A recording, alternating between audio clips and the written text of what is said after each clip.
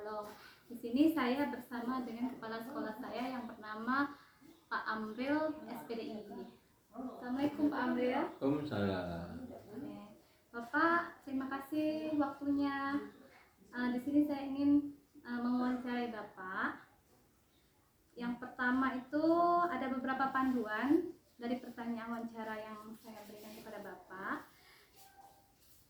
Selama ini bagaimana Bapak dapat mengidentifikasi kasus-kasus yang merupakan dilema etika atau rujukan moral?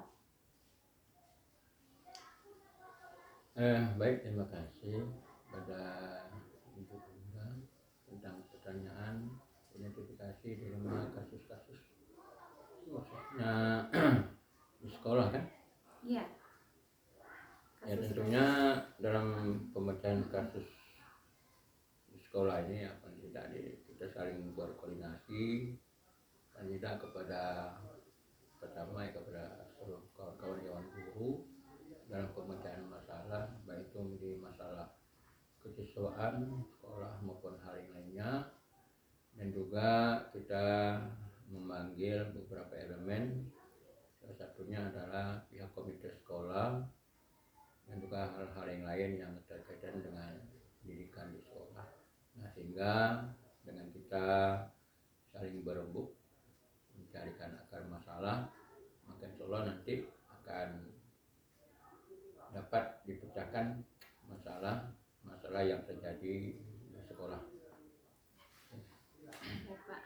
Yang kedua itu selama ini bagaimana Bapak menjalankan pengambilan keputusan di sekolah Bapak, terutama untuk kasus-kasus di mana ada dua kepentingan yang sama-sama benar atau sama-sama mengandung nilai kebajikan. Ya, baik, di dalam memecahkan sebuah kasus yang memang dinilai sama-sama baik dalam hal pemecahan tersebut, ya kita paling tidak pertama memakai salah satu yang paling terbaik dalam hal tersebut.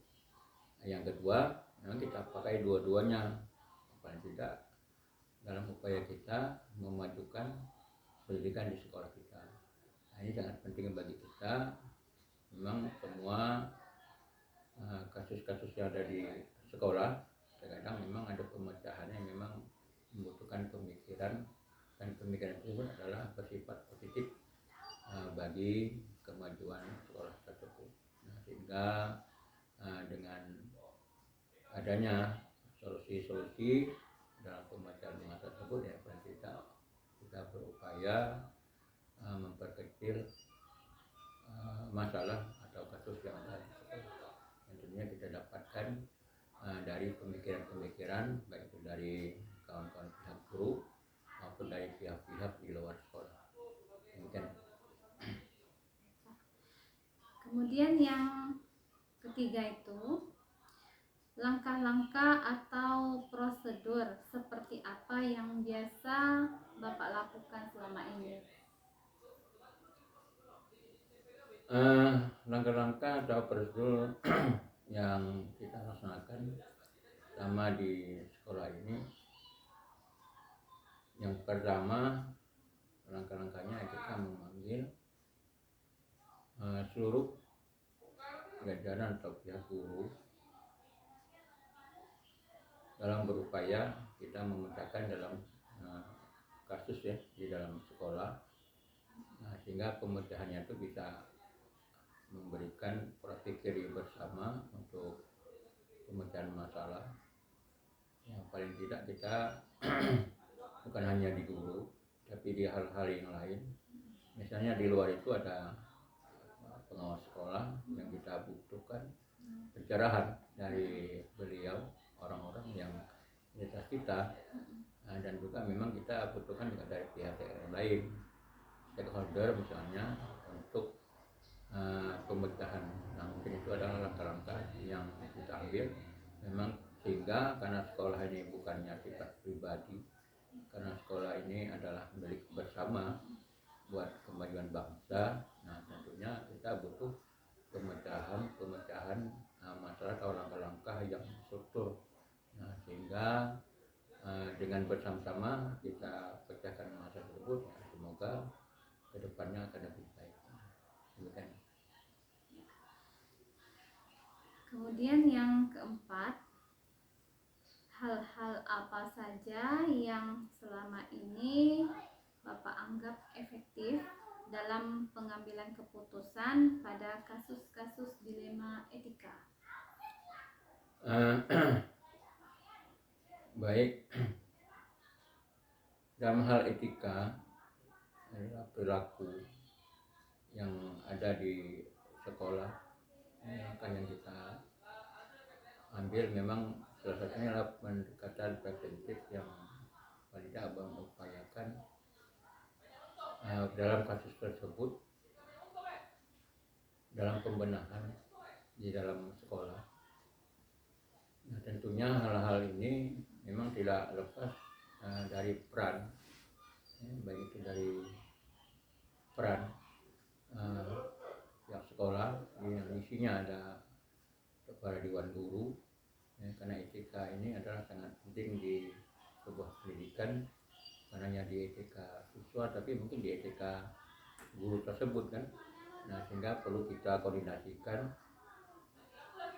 kepada seluruh warga yang ada di sekolah bagaimana pentingnya etika tersebut, sehingga kita memberikan langkah yang efektif, ya paling tidak kita mengupayakan salah satunya paling tidak ya BIMTEK lah, ya bimbingan teknis tentang etika tersebut.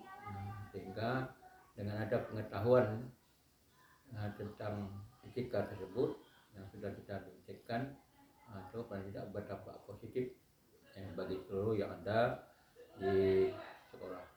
Nah, sehingga dengan etika yang baik ini, norma yang baik, sehingga akan membuahkan sebuah pendidikan yang kita cita-citakan selama ini, bukan hanya tidak berpusat pada siswa, tapi memang di awalnya adalah dari kebersamaan di antara guru dan seluruh siswa dan masyarakat. Okay. Baik Pak. Kemudian yang kelima, hal-hal apa saja yang selama ini merupakan tantangan dalam pengambilan keputusan pada kasus-kasus dilema etika? Ya, baik. Ini adalah tantangan. Memang tidak mudah untuk merubah mindset seseorang. Tujuan kita memang diawali dengan baik. Ya, tidak ada seorang pemimpin itu yang membiarkan sesuatu yang tidak baik itu berjalan terus, berlarut-larut. Nah, namun memang tantangan kita, ya, sama manusia yang dikatakan rambut sama hitam, ya, tapi hati kadang-kadang berbeda dengan maksud dan tujuannya. Nah, memang tantangan terberat bagi kita ini adalah menyampaikan kepada seseorang tentang etika yang sebenarnya, baik itu etika dalam pendidikan, baik itu etika dalam kehidupan sehari-hari. Kadang mereka memang tidak dapat menerima kenyataan dalam hal ini. Ketika itu adalah tentang keegoan masing-masing. Nah, karena kadang-kadang manusia ini kan, walaupun niat kita awalnya memang baik, tapi mungkin orang menerimanya yang tidak setuju mungkin di hati mereka dalam waktu saat itu kan. Tapi mungkin di lain kesempatan baru bisa mereka menyadari tentang pentingnya etika yang baik itu. Itulah tantangan yang ada, yang memang tidak mudah ya kita menjalankannya, tapi ya tetaplah kita berusaha bagaimana etika ini tetap terjalin dan ada dengan baik di sekolah kita. Demikian. Pertanyaan yang keenam itu, apakah Bapak memiliki sebuah tata cara atau jadwal tertentu dalam sebuah penyelesaian kasus dilema etika? Apakah Bapak langsung menyelesaikan di tempat atau memiliki sebuah jadwal untuk menyelesaikannya. Bentuk atau prosedur seperti apa yang Bapak jalankan? Baik, untuk prosedur pemecahan masalah etika, kita memang melihat berdasarkan ada beberapa kasus yang ada. Nah, kalau misal kasusnya sudah ditampung ada berapa, baru kita buatkan jadwalnya, sehingga dengan terjadwal tersebut bisa terorganisir kasus-kasus apa saja yang mesti kita pecahkan. Nah, dalam pemecahan ini ya kita memanggil beberapa elemen-elemen tadi. Nah, sehingga dengan jadwal yang ada dan sesuai kasus apa yang terjadi, kita panggil orang-orang yang memang punya kepentingan, baik itu yang bersangkutan maupun hal-hal yang lain. Nah, sehingga pemecahan masalah tersebut dapat bisa terlaksana dengan baik. Seperti itu. Baik Pak, kita lanjutkan wawancara kita, yaitu nomor 7. Adakah seseorang atau faktor-faktor apa yang selama ini mempermudah atau membantu Bapak dalam pengambilan keputusan dalam kasus-kasus dilema etika? Baik, terima kasih tentang pertanyaan faktor mendukung dalam pemecahan masalah dilema etika ini.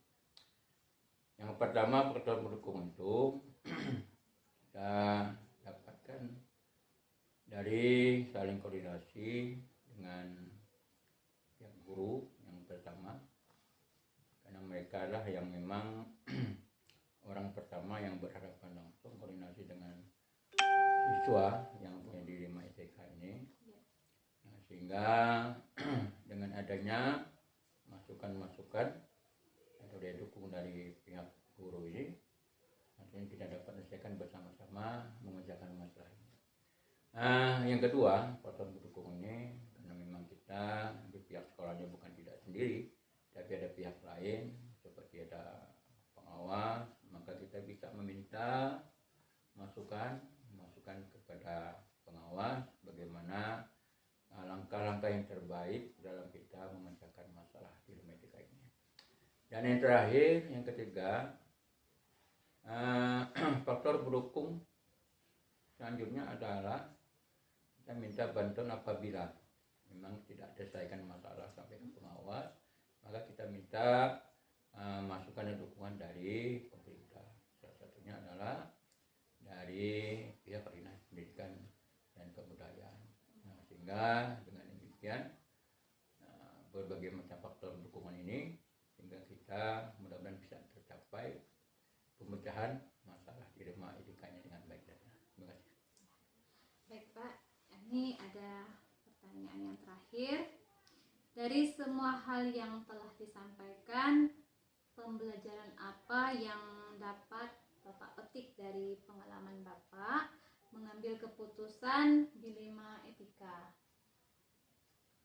Baik, pembelajaran yang dapat kita ambil di dalam pemecahan masalah dilema etika ini, nah tentunya semua itu kembali dari kita atau dari diri masing-masing. Nah, salah satunya kita bisa memberikan sebuah kebaikan atau contoh yang baik yang bisa dilihat dan ditiru oleh orang lain, baik itu dari guru maupun dari siswa tersebut. Ini adalah merupakan cerminan salah satu pemimpin. Nah, yang kedua, kita minta juga kepada semua guru-guru, karena kelas-kelas sudah memberikan cerminan baik. Nah, ditiru juga dari semua guru. Cerminan ini adalah agar ditiru kembali oleh siswa-siswi di kelas. Nah, dengan demikian nanti akan adanya seperti air turun dari atas ke bawah mengalir. Nah, dia mengalir dalam hal yang baik. Nah, dengan demikian sebuah pendidikan itu berjalan dengan adanya norma dan etika yang baik di sebuah pendidikan. Nah, dengan hal ini berimbas juga nanti kepada lingkungan sekitar, masyarakat, dan lain sebagainya. Demikian. Baik Pak, itu saja wawancara yang saya ajukan kepada Bapak. Terima kasih atas waktunya. Saya akhiri. Wassalamualaikum warahmatullahi wabarakatuh. Assalamualaikum warahmatullahi wabarakatuh. Berjumpa lagi dengan saya Indah Marta Dewi sebagai CGP Angkatan 10 Kabupaten Belitung dari SD Negeri 14 Limbalong. Di sini saya bersama dengan Ibu Dian Intan Nasika Fauzia, SPDSD, sebagai Kepala Sekolah di SD Negeri 10 Limbalong. Assalamualaikum Bu Dian. Waalaikumsalam Bu Indah. Terima kasih atas waktunya. Nah, hari ini saya akan mewawancarai Ibu ya. Ada beberapa pertanyaan yang akan saya ajukan. Yang pertama itu pertanyaannya, selama ini bagaimana Ibu dapat mengidentifikasi kasus-kasus yang merupakan dilema etika atau rujukan moral? Ya, baik, terima kasih Bu Indah sudah berkenan hadir ya di mengunjungi sekolah kami di SD Negeri 10 Membalong. Sebelumnya saya juga mau menyapa Bapak Ibu guru di seluruh Nusantara ya, para CGP hebat, terutama di angkatan 10 yang bareng Bu Indah. Salam hebat, salam semangat. Nah, baik Bu Indah, untuk pertanyaan yang pertama ini cara mengidentifikasinya Bu Indah ya.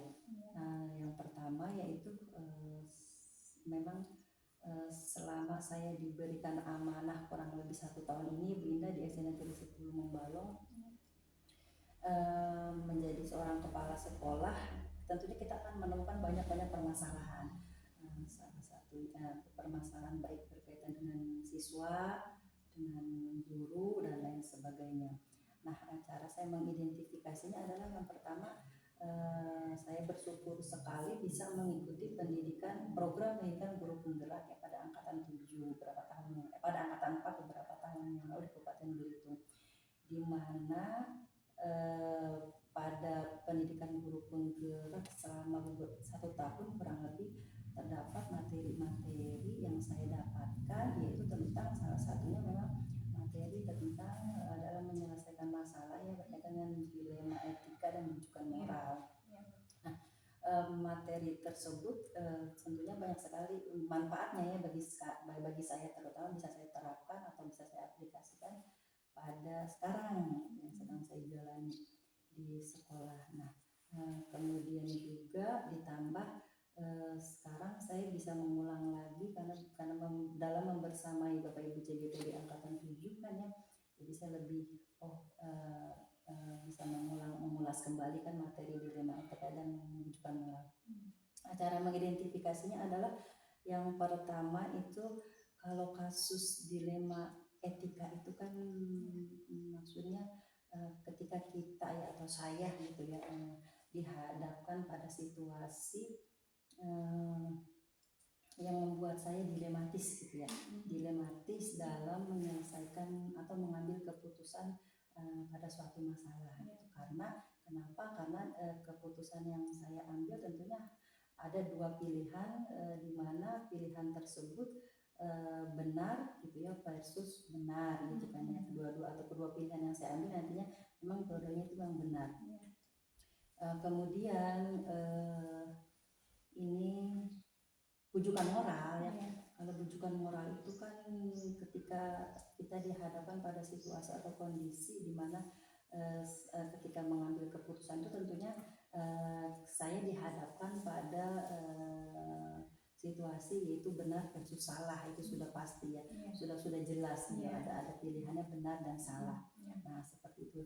Ketika realnya kondisi nyata di sekolah yang saya alami sekarang, itu memang terbukti Bu Indah, saya bisa ketika ada suatu kasus ataupun pada murid ya, ini kasus seperti ini, saya teringat belajar di CD di pendidikan guru penggerak, oh ini masuk ke dalam dilema etika atau rujukan moral. Nah, saya juga tentunya ketika saya tahu, jadi saya tidak salah dalam mengambil keputusan gitu, atau saya bisa mengambil keputusan yang terbaik tentunya gitu kan.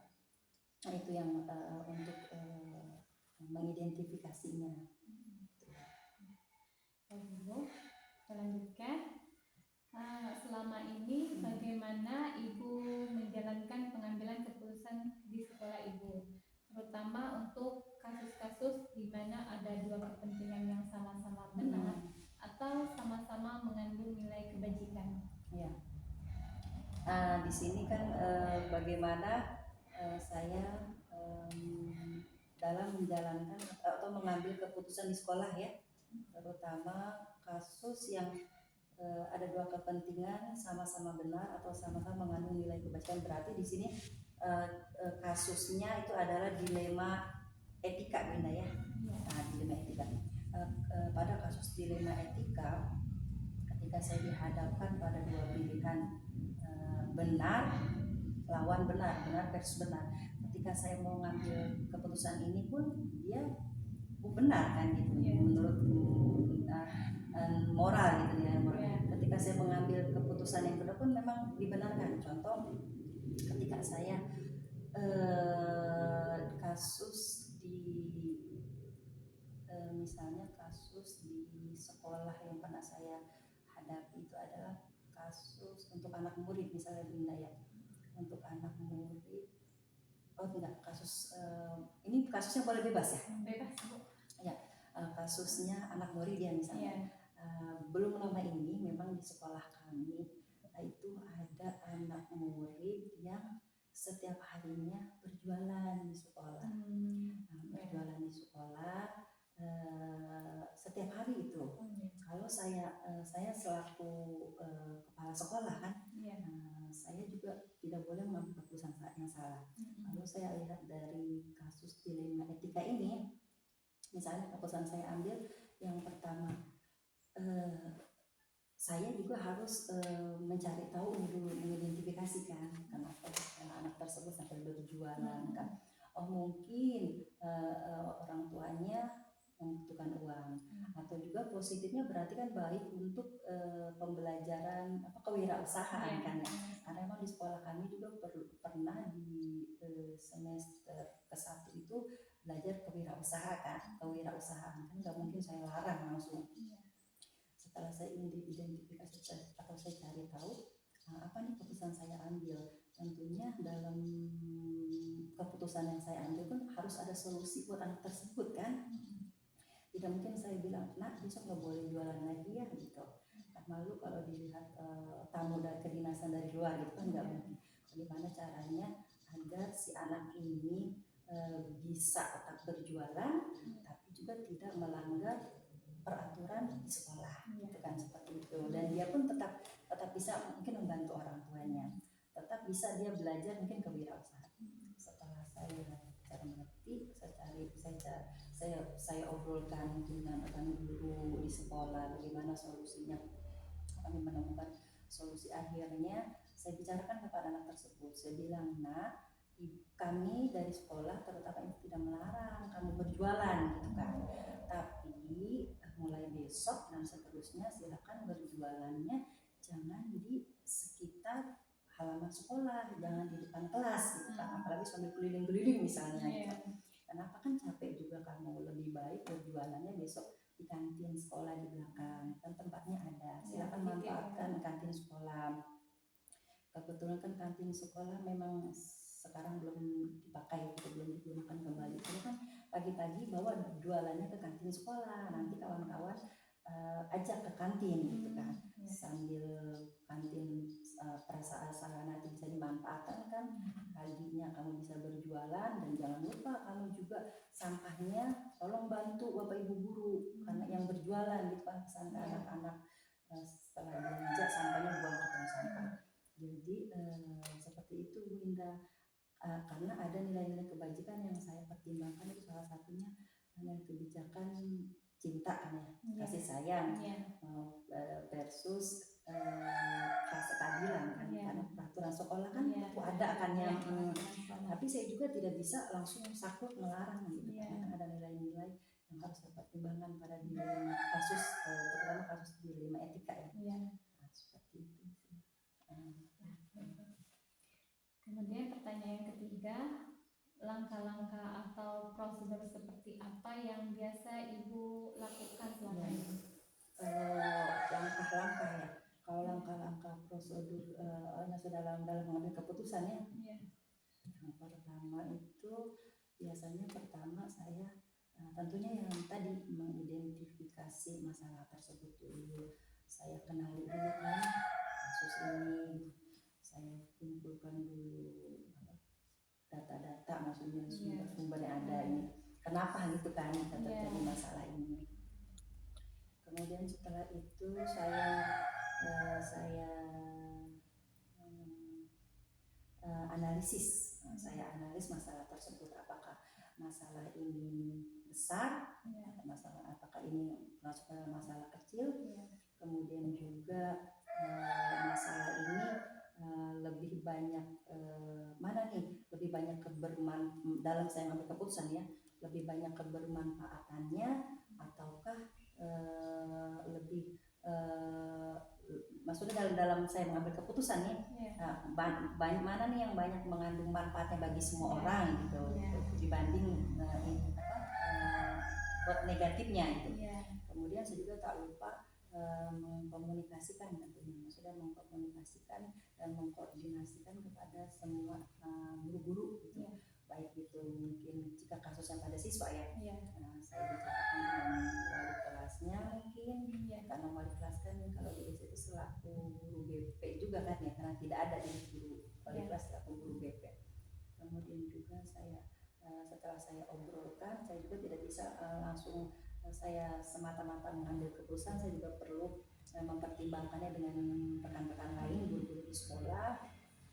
Setelah saya mengkomunikasikan atau mengkoordinasikan, baru saya mencari jalan keluarnya nih, solusinya bagaimana gitu kan, itu agar keputusan yang saya ambil keputusan yang tepat.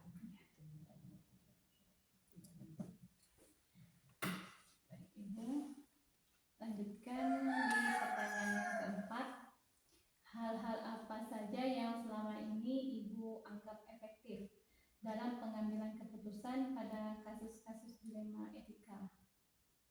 Iya, hal-hal apa yang selama ini Anda anggap efektif dalam pengambilan keputusan pada kasus-kasus dilema etika ya? Iya.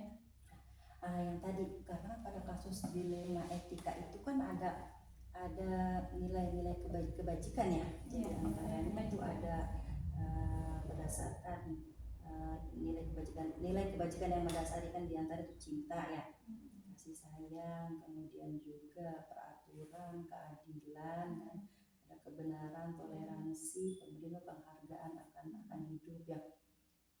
Nah jadi pada kasus dilema etika ini, ketika saya tentunya gini, pada kasus dilema etika di sekolah itu kan sudah ada peraturan Linda ya, atau misalnya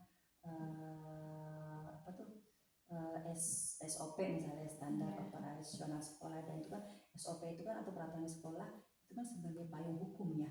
Tentunya selain saya juga mempertimbangkan nilai kebajikan tadi, saya juga tetap harus melihat peraturan di sekolah nih, karena peraturan sekolah itu kan sudah kita sepakati bersama. Tentunya bagi mereka, baik kepada guru atau kepada siswa, kan mereka sudah tahu ketika mereka melanggar pun berarti mereka sudah tahu konsekuensinya gitu kan. Jadi saya tetap mempertimbangkan nilai kebajikan tadi dan juga tetap peraturan yang berlaku di sekolah. Mempertimbangkan iya, jadi tetap ya. Kemudian hal-hal apa saja yang selama ini merupakan tantangan dalam pengambilan keputusan pada kasus-kasus dilema etika? Jadi tantangannya apa? Tantangannya ya, pada kasus dilema etika tentunya karena kasus dilema etika tadi kan kita dilematis gitu ya, dilematis dihadapkan dua hal yang kedua-duanya itu memang benar gitu kan. Jadi tantangannya adalah ketika saya mengambil keputusan pada permasalahan dilema etika, contoh pada guru misalnya ada hal kasus dilema etika. Ketika saya mengambil keputusan pada kasus dilema etika ini, misalnya nilai kebajikannya adalah peraturan versus lawan misalnya kasih sayang gitu, atau cinta kasih maksudnya. Tantangannya adalah saya khawatirnya akan ada terjadi kecemburuan sosial, misalnya dikhawatirkan itu akan ada kecemburuan sosial antar sama rekan guru gitu. Makanya ketika saya dihadapkan oleh kasus dilema etika ini, ya saya sebagai orang yang diamanahkan membersama guru-guru di SMA Tulung Balong ini, saya harus pandai-pandai tadi. Yang pertama itu harus mengidentifikasi dulu, gitu, dan menganalisis, cari solusinya, tetap itu saya pertimbangkan. Itu tantangannya tadi itu. Yang saya khawatirkan adalah kecemburuan sosial. Dan kemudian tentunya dari saya juga tantangan dari saya tentu ketika saya ingin mengatakan kepada murid atau kepada guru, nah kamu harus melakukan peraturan ini. Tentunya yang pertama saya juga kan harus melakukan hal tersebut. Dan tidak mungkin saya membuat suatu peraturan yang saya tidak melaksanakan, justru malah melanggarnya. Itu tantangan yang terutama. Itu sih yang ini yang sudah saya rasakan. Baik Ibu, dilanjutkan ya. Apakah Ibu memiliki sebuah tata cara atau jadwal tertentu dalam sebuah penyelesaian kasus dilema etika? Apakah Ibu langsung menyelesaikan di tempat atau memiliki sebuah jadwal yang untuk menyelesaikannya? Bentuk atau prosedur seperti apa yang Ibu jalankan?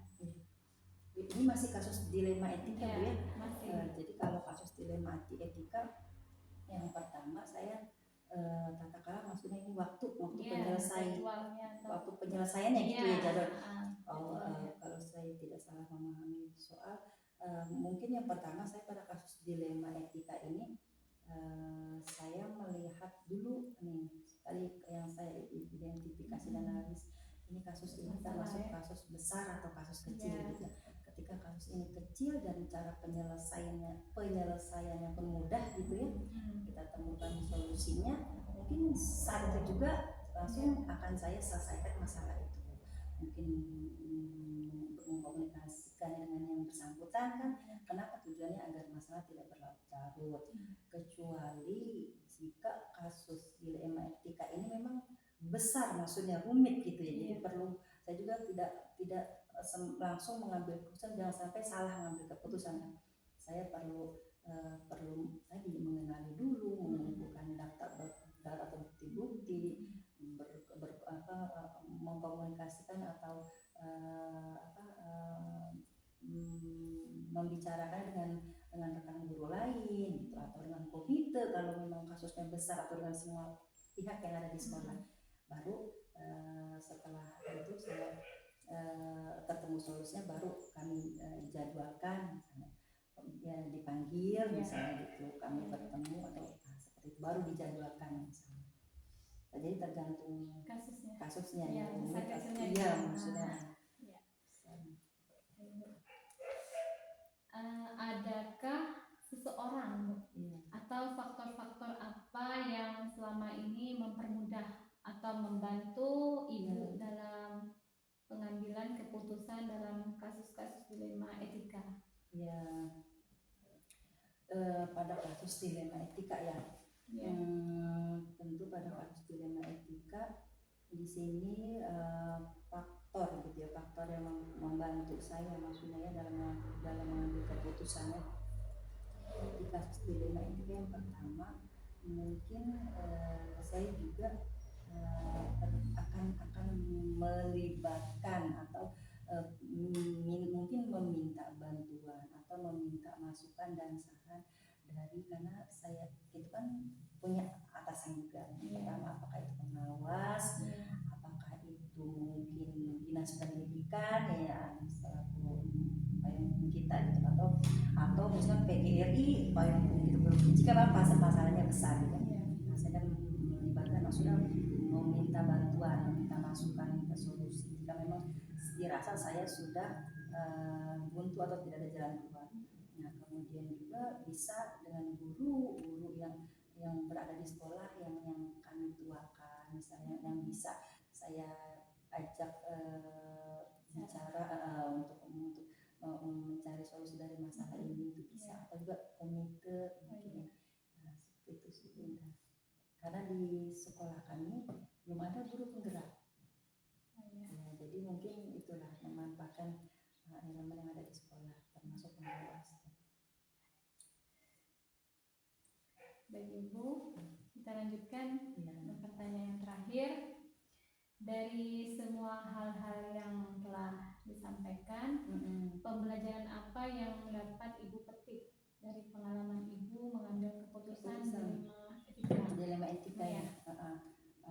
Yang pertama yaitu adalah pembelajaran yang saya ambil yang bisa saya petik dari pengalaman saat mengambil keputusan dilema etika. Yang pertama yaitu pembelajarannya, mungkin ya maksudnya hikmahnya, pembelajarannya, insight yang pembelajarannya adalah yang pertama yaitu kita jangan lupa ketika kita di suatu anggaplah ini satu sekolah gitu ya, satu organisasi, ketika ada masalah kita jangan pernah lepas dari selalu berkoordinasi tadi, terus juga ya komunikasi yang efektif, terus juga kolaborasi tadi gitu kan. Kalau di grup penggerak kan seperti itu, karena hal tersebut itu poin penting menurut saya gitu.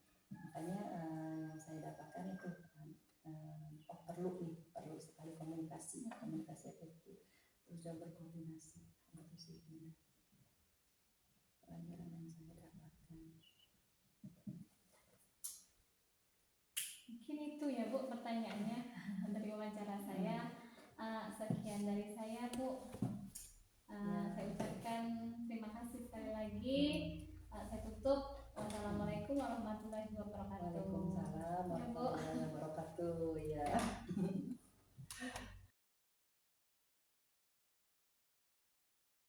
Assalamualaikum warahmatullahi wabarakatuh. Kembali bersama saya Indah Martanuri, Caleg Grup Penggerak Angkatan 10 Kabupaten Belitung dari SD Negeri 14 Belitung. Di sini saya ditemani oleh Bapak Imam Arif Wirasto, SPD sebagai PLT Kepala Sekolah di SD Negeri 13 Belitung. Assalamualaikum Bapak. Terima kasih atas waktunya. Di sini saya akan melakukan wawancara kepada Bapak. Ada beberapa pertanyaan yang ingin saya ajukan kepada Bapak. Yang pertama, selama ini bagaimana Bapak dapat mengidentifikasi kasus-kasus yang merupakan dilema etika atau bujukan moral? Baik, terima kasih. Izin untuk menjawab. Yang pertama yaitu dengan kasus yang seperti itu kita menimbang benar dan salahnya kasus tersebut, apakah kasus itu benar atau salah. Kemudian kita tidak bisa serta-merta menentukan kasus itu benar atau salah tanpa ada 3 hal. Yang pertama yaitu melalui kita lihat peraturan terlebih dahulu, kemudian bagaimana hasil akhir atau imbas yang akan diefekkan dari kasus tersebut, serta bagaimana rasa kepedulian kita ketika jawaban kasus itu salah. Tapi bagaimana ada beberapa contoh yang kasusnya itu kita bisa benarkan, ada beberapa contoh, jadi tidak serta-merta kita menyalahkan atau menuduh. Kita dapatkan dari 3 aspek. Selanjutnya ya. Yang kedua itu, selama ini bagaimana Bapak menjalankan pengambilan keputusan di sekolah Bapak, terutama untuk kasus-kasus di mana ada 2 kepentingan yang sama-sama benar atau sama-sama mengandung nilai kebajikan. Untuk yang kedua ini yaitu kita lebih ke bermusyawarah atas untuk menentukan di mana kepentingan yang lebih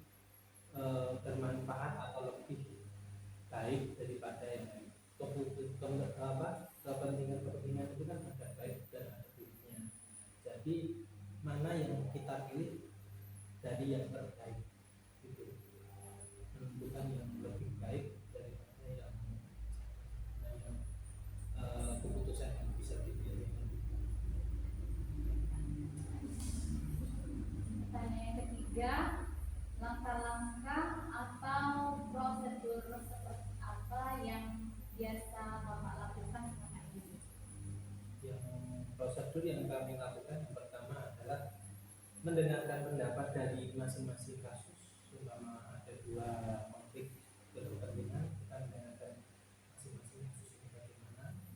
Setelah itu kita telaah, kita pikirkan baik-baik, kemudian mana yang seperti tadi jawaban awal, mana yang lebih baik, dan kemudian kalau memang itu kami mendapatkan kasus buntu, jalan buntu, maka kita forumkan atau bermusyawarah kepada teman-teman atau rekan sejawat. Baik Pak, saya lanjutkan. Hal-hal apa saja yang selama ini Bapak anggap efektif dalam pengambilan keputusan pada kasus-kasus dilema etika?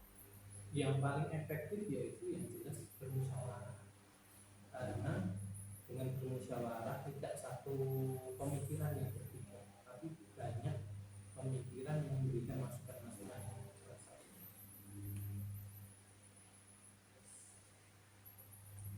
Lanjut ya Pak. Kemudian hal-hal apa saja yang selama ini merupakan tantangan dalam pengambilan keputusan pada kasus-kasus dilema etika? Ketika ada dua kasus yang sama-sama penting, sama-sama urgent, sama-sama darurat, itulah yang sangat kita membuat dilema, di mana kita harus memilih, sedangkan dua itu sangat penting. Salah satu umpama ini A, ini B, ini sama-sama kita butuhkan. Nah itu yang membuat dilema ketika dua kasus itu sama-sama penting. Kemudian yang keenamnya, apakah Bapak memiliki sebuah tata cara atau jadwal tertentu dalam sebuah penyelesaian kasus dilema etika? Apakah Bapak langsung menyelesaikan di tempat atau memiliki sebuah jadwal untuk menyelesaikannya? Bentuk atau prosedur seperti apa yang Bapak jalankan? Sebetulnya kalau kami saat ini ada dua solusi, ada yang jangka panjang dan ada yang jangka cepat atau jangka pendek. Kalau jangka panjang memang kalau kita ketemu kasus-kasus yang memang tidak begitu urgent dan bisa untuk kesampingkan atau bisa kita untuk hindari, kita menggunakan jangka panjang. Ada yang jangka pendek dan harus langsung itu harus diselesaikan. Dua jangka ini tetap berpatokan pada musyawarah. Kemudian pertanyaan yang kedua itu, adakah seseorang atau faktor-faktor apa yang selama ini mempermudah atau membantu Bapak dalam pengambilan keputusan dalam kasus-kasus dilema etika?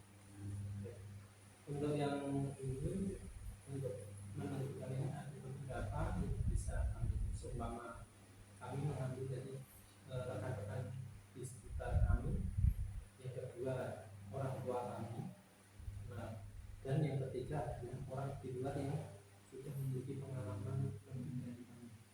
Jadi ketika rekan sejawat kami tidak mengalami menemukan jalan, kemudian kita minta solusi kepada orang tua. Ketika orang tua itu kita masih ragu, kemudian kita mengambil jalan ketiga, yaitu mencari pendapat dari orang yang lebih berpengalaman. Kemudian yang terakhir itu, dari semua hal yang telah disampaikan, pembelajaran apa yang dapat Bapak petik dari pengalaman Bapak mengambil keputusan dilema etika? Pembelajaran setiap masalah itu pasti ada jalan keluar. Kita sebagai manusia hendaknya berpikir lebih jernih dan berdoa kepada Tuhan untuk menemukan mana yang benar, mana yang salah. Gitu. Baik Pak, hanya itu yang dapat saya tanyakan. Bapak, terima kasih atas jawabannya, terima kasih atas waktunya. Sekian dari saya.